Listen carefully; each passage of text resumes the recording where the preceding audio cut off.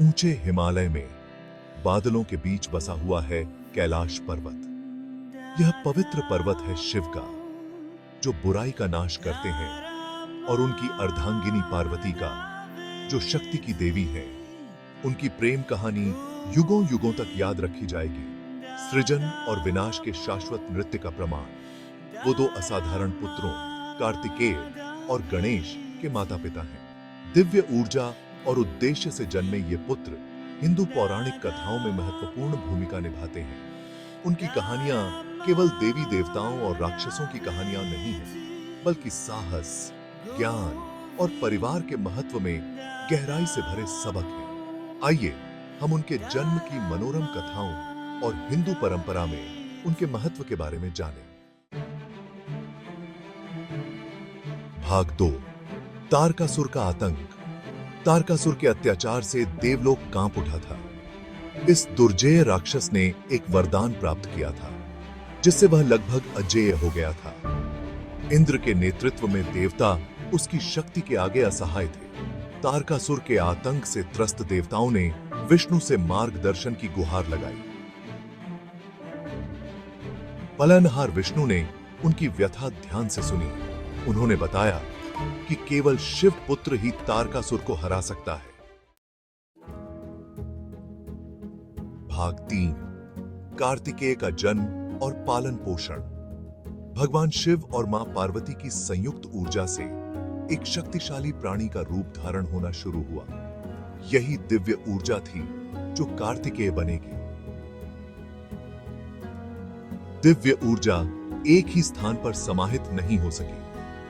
यह 6 चिंगारियों में विभाजित हो गई, पृथ्वी पर गिर गई और कृत्तिकाओं के नाम से जाने जाने वाले सितारों के समूह के बीच जा गिरी। दिव्य ज्योति से प्रभावित होकर कृत्तिकाओं ने चिंगारियों को अपने बच्चों की तरह पाला। इन 6 चिंगारियों से 6 सुंदर बच्चे निकले। शक्ति के रूप में पार्वती ने 6 शिशुओं को मिलाकर एक भव्य प्राणी बनाया, जिसके 6 सिर और 12 भुजाएं थीं।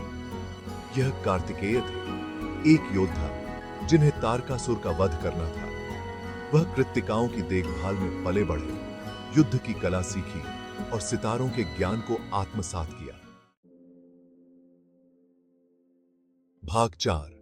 एक बेटे का पुनर्मिलन। कार्तिकेय की कैलाश वापसी। सितारों द्वारा पाले गए एक शक्तिशाली योद्धा की बात कैलाश पर्वत तक पहुंची। इस असाधारण प्राणी से मिलने के लिए उत्सुक शिव और पार्वती ने उसे बुलवाया। कार्तिकेय, जो अब एक युवक थे, ने उस राजसी पर्वत की ओर एक खिंचाव महसूस किया। यह एक ऐसी पुकार थी जिसे वह अनसुना नहीं कर सकते थे। उनकी आत्मा के भीतर की एक तड़प। पुनर्मिलन आनंदमय था। शिव और पार्वती ने कार्तिकेय को गले लगा लिया। उनका हृदय गर्व और प्रेम से भर गया। उन्होंने उसे दिव्य अस्त्र शस्त्र प्रदान किए और उसे ब्रह्मांड के रहस्य सिखाए। कार्तिकेय बदले में पूर्णता महसूस कर रहे थे। उनका उद्देश्य उनके माता पिता के प्यार के साथ जुड़ गया था। भाग 5। स्वर्ग के लिए। युद्ध। कार्तिकेय की विजय। कार्तिकेय के लिए अपनी नियति को पूरा करने का समय आ गया था। दिव्य भाला, वेल से लैस और अपने शानदार मोर परावणी की सवारी करते हुए वे तारकासुर का सामना करने के लिए निकल पड़े। स्वर्ग में युद्ध छिड़ गया। दिव्य शक्ति और आसुरी प्रकोप का एक दृश्य। कार्तिकेय ने अपने अद्वितीय कौशल और अटूट साहस के साथ वीरतापूर्वक लड़ाई लड़ी। अंत में उसने अपने भाले को राक्षस के हृदय में भोंक दिया, जिससे तारकासुर का आतंक का शासन समाप्त हो गया। स्वर्ग खुशी के जश्न में फूट पड़ा। कार्तिकेय पर प्रशंसा और कृतज्ञता की वर्षा हुई। उन्हें स्कंद, लीपर के रूप में जाना जाने लगा और उन्हें देवताओं का सेनापति नियुक्त किया गया। भाग 6। पार्वती की रचना।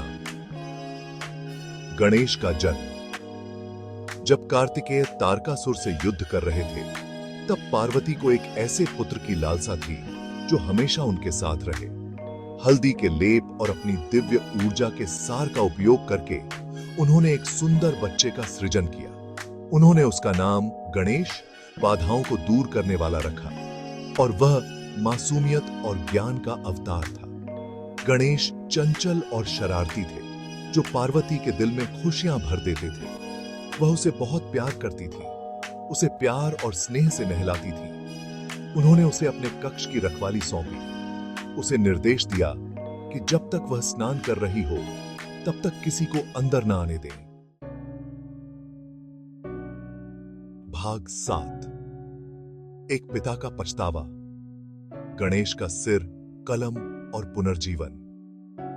शिव अपने ध्यान से लौटकर पार्वती को देखने के लिए उत्सुक थे। वह उसके कक्ष के पास पहुंचे।